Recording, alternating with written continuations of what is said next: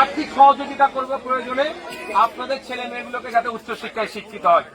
মাথায় থাকবে তো মায়েরা? বাচ্চাদেরকে একটু ভালো করে দায়িত্ব নিয়ে আপনাদেরকে পড়াতে হবে, এটা কিন্তু দায়িত্ব নিতে হবে।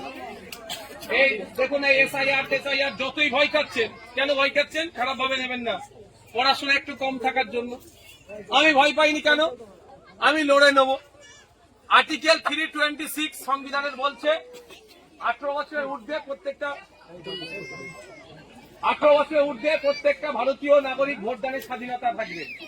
আপনাকে ভয় দেখাচ্ছে কি আপনার নাকি ভোটার লিস্ট থেকে নাম কেটে দেবে? কে বলেছে নাম কাটবে? কার ক্ষমতা আছে নাম কেটে আজকে রাখতে পারবে? যেখানে সংবিধান 326 নম্বর ধারায় বলছে আপনার ভোটারের ক্ষমতা আছে।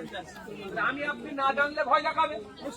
আমি আপনি পড়াশোনায় কম বলে আমাদেরকে ভয় দেখাতে পারছে? আমাদের বাচ্চারা যদি পড়াশোনায় ভালো হয়ে যায়, আমাদেরকে ভয় দেখালে আমাদের বাচ্চারা এসে বলবে না মা এটা ভুল কথা। বুঝতে পারছেন? তার জন্য আমাদের ছেলেদেরকে পড়াতে হবে।